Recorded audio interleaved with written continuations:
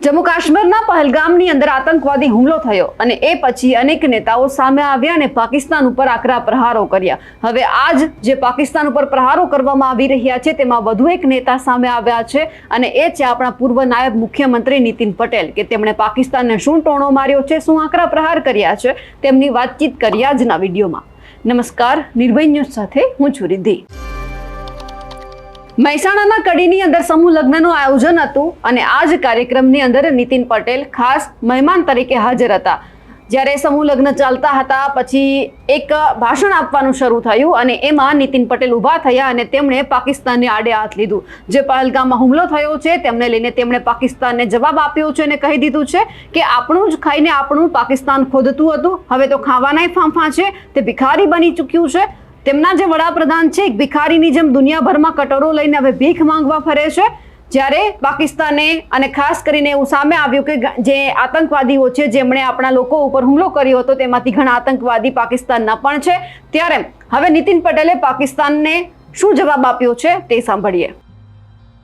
એ બધું ચાલી રહ્યું છે, તમે જુઓ છો છાપાઓમાં, ટીવીમાં કે જુદા જુદા પ્રકારના પ્રતિબંધ આપણી ભારત સરકાર અત્યારે પાકિસ્તાનની ઉપર નાખી રહી છે અને મોટામાં મોટો નિર્ણય જે કર્યો કે પાકિસ્તાન આપણું જ ખાતું હતું, અત્યાર સુધી આપણું ખાઈને આપણું ખોદતા હતા।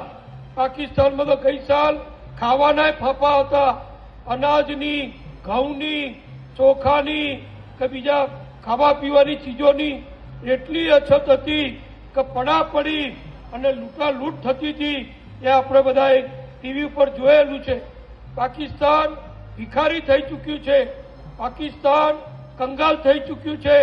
પાકિસ્તાનના વડાપ્રધાન દુનિયાભરમાં ફરી પેલો કટોરો જેમ પેલો લેનાર ભીખ માગનાર કટોરો લઈને ફરે, દુકાને દુકાને, ઘેર ઘેર।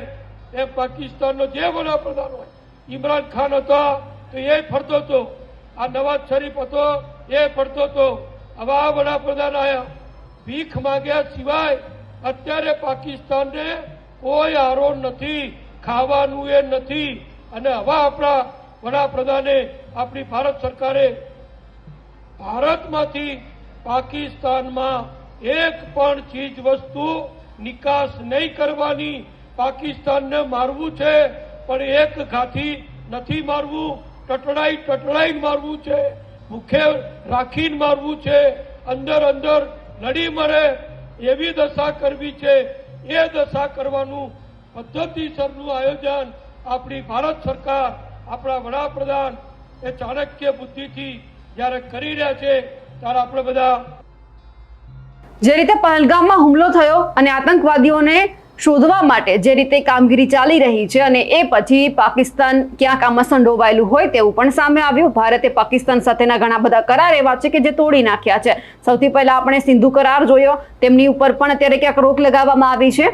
એ પછી આપણે જોયું કે ડિજિટલ સ્ટ્રાઇક મૂકવામાં આવી અને પછી ધીમે ધીમે અનેક એવા નિર્ણયો લેવામાં આવ્યા કે જેને લઈને પાકિસ્તાનને ક્યાંક માઠું એટલે કે ક્યાંક પાકિસ્તાનને અસર થઈ શકે એમ છે। પણ હવે જે નીતિન પટેલે પાકિસ્તાન ઉપર જે પ્રહાર કર્યા છે તેમને લઈને આપ શું માનો છો, કમેન્ટ કરીને ચોક્કસથી જણાવજો। સાથે જ અમારી નિર્ભય ન્યૂઝ ચેનલને લાઇક, શેર અને સબસ્ક્રાઇબ કરવાનું ભૂલશો નહીં। નમસ્કાર।